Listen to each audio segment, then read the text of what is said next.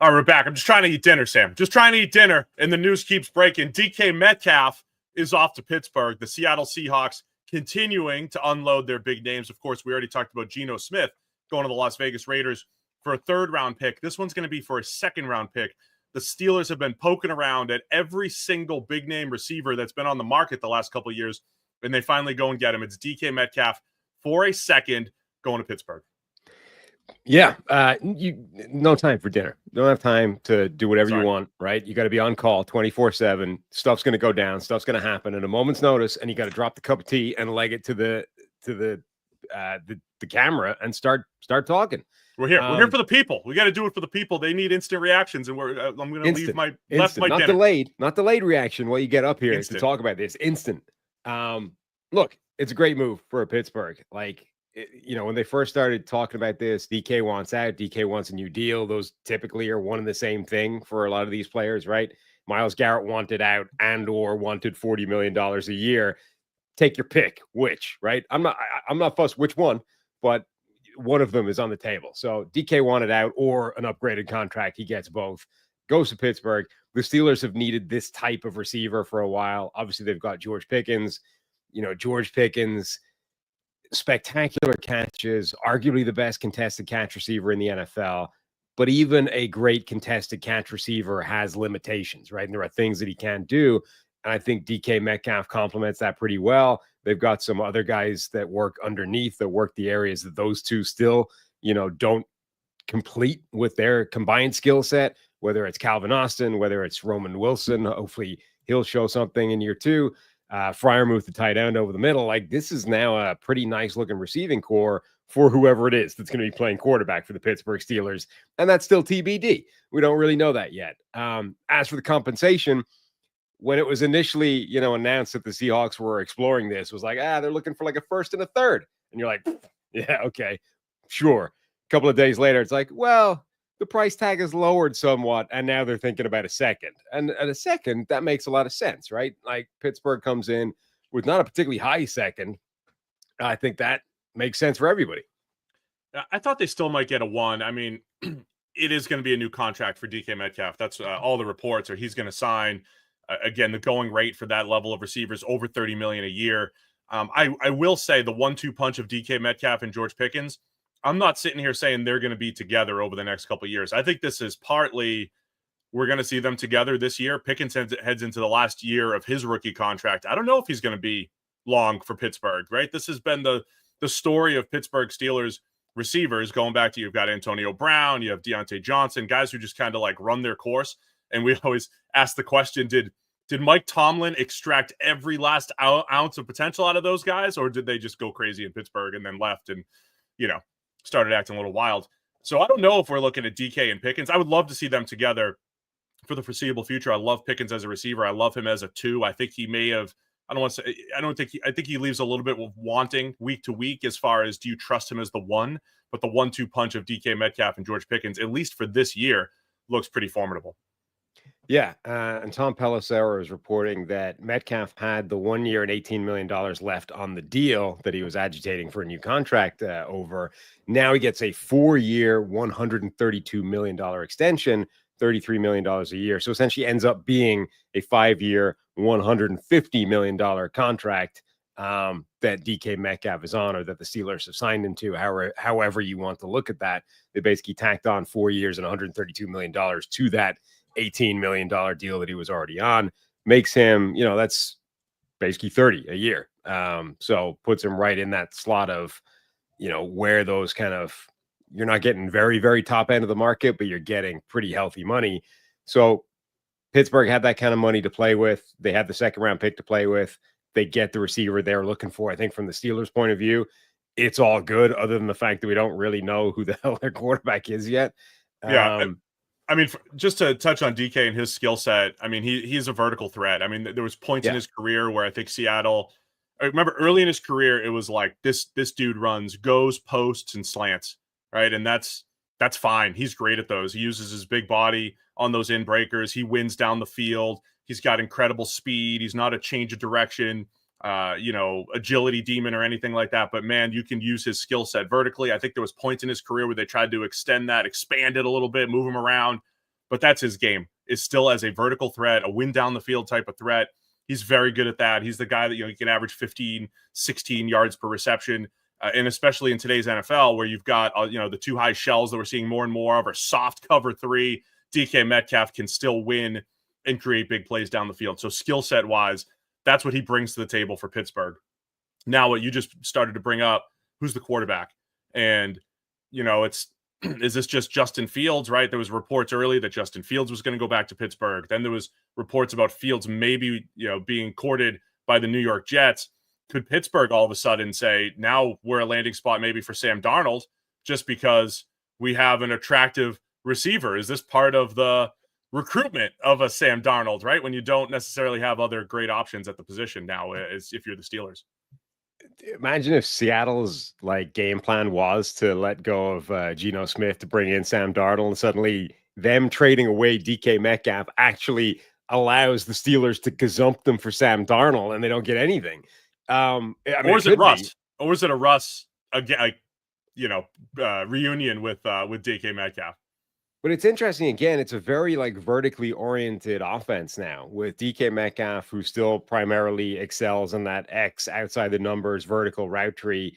George Pickens, who does for different reasons, but is a similar, the routes are the same that he wins on. He just wins in a different way.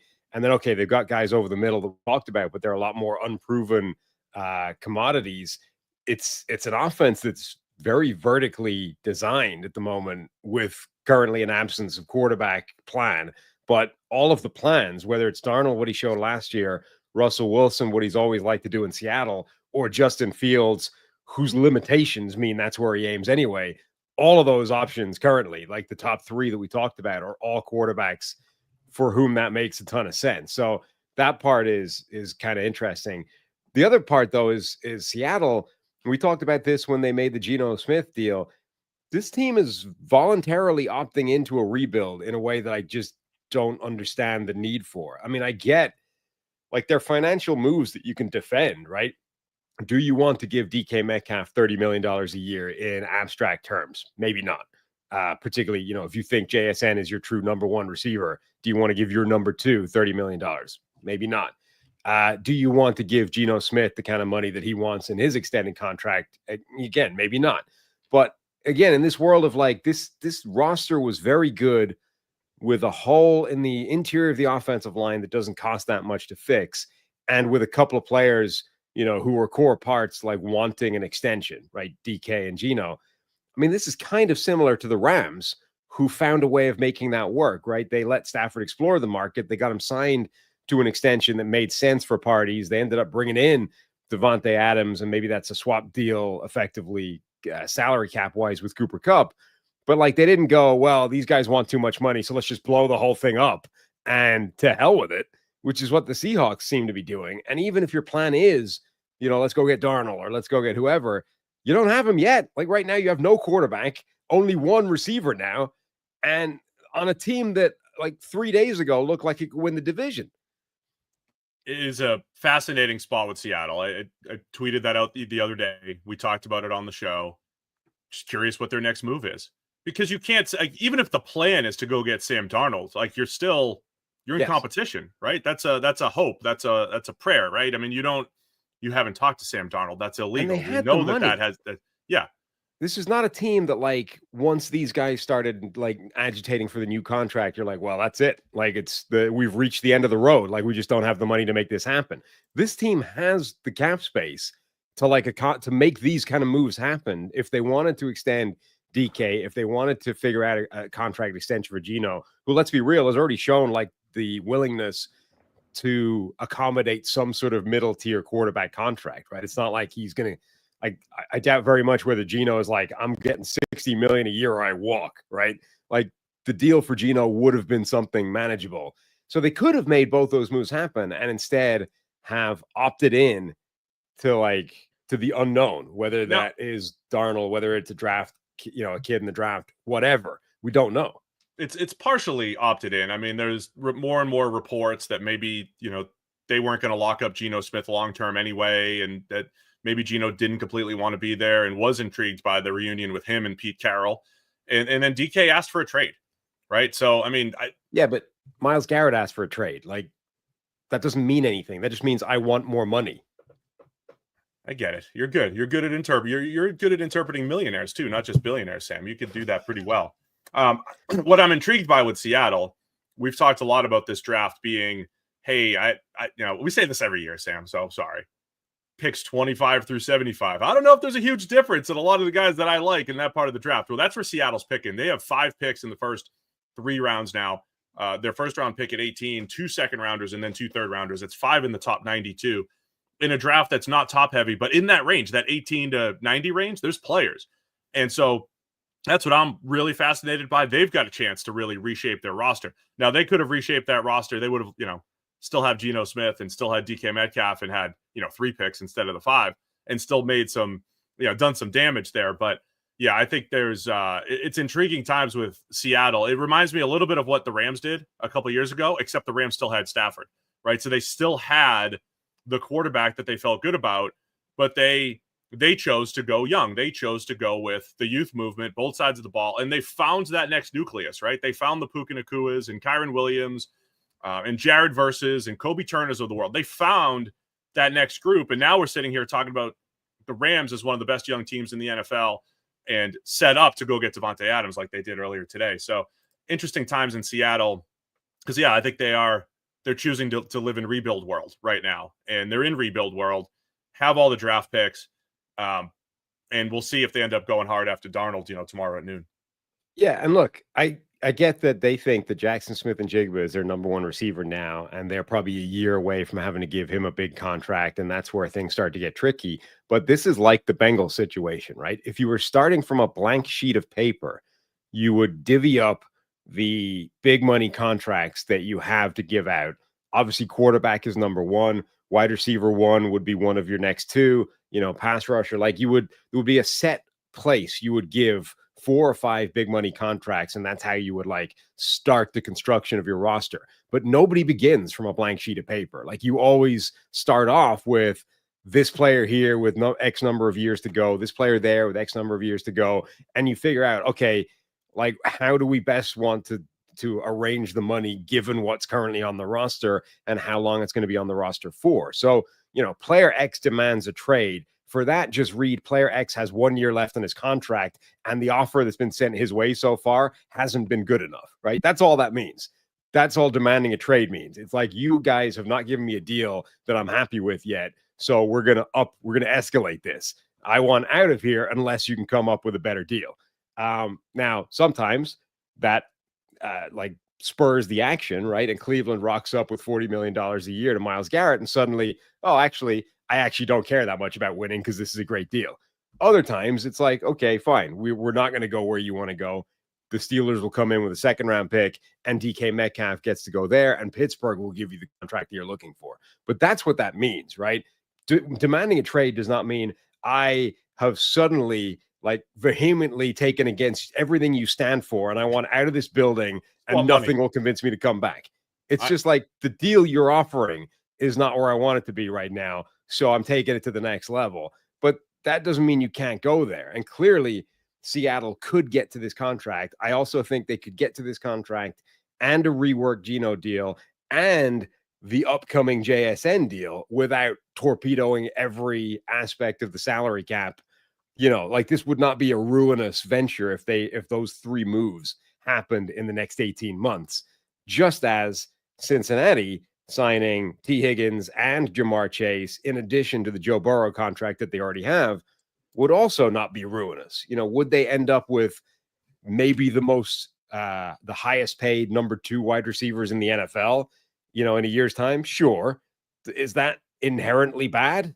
No. I want to go back to Pittsburgh for a minute, Sam. Physically? No, I do not want to go physically. No. Let me just to comment on what you said. Yeah, I mean, I'm interested, man. I'm interested in what Seattle's doing. I'm interested. I don't have a strong take either way because I think this is it's a rebuild, but also a go for it move. I think they saw a ceiling with Geno Smith. I think they saw just a ceiling there generally. Could they have made a few other moves with DK and kept those guys intact? Yeah, absolutely. I don't know what triggers all that. I don't know. Maybe is it a Mike McDonald thing? Is it John Schneider doing it? Just saying, the feel for the roster? Because I'm with you. On paper, it felt like they were close. While there was some turnover with the Niners, the Rams are good and ascending, but not a powerhouse necessarily. They were going to compete in the West, right? Arizona's on the way up, but they have a lot of moves to make. They were going to compete, and Seattle is saying maybe they love this draft. That's what I brought up on the other video on Geno.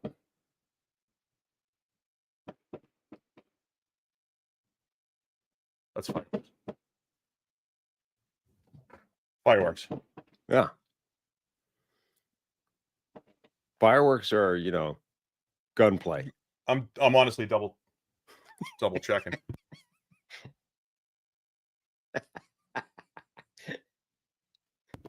That was loud. I jumped. I'm curious of what I was going to say. Curious if Seattle loves a quarterback in this draft. I mean, to the point where they want somebody at 18, right? We're hearing rumblings of Jackson Dart going in the first. Like, do they love Jackson Dart or Will Howard or whoever it is? Do they love somebody? Because every time teams make these moves, I picture they're on the whiteboard and they're saying, here's what we're giving up and here's what we're replacing. And they don't make these moves without a whole lot of thought into it, putting a lot of thought and time and effort into it. And it's like, if we lose Geno and DK, what does this roster look like? They have to project it a little bit. So I'm fascinated to know if they absolutely love one of these QBs.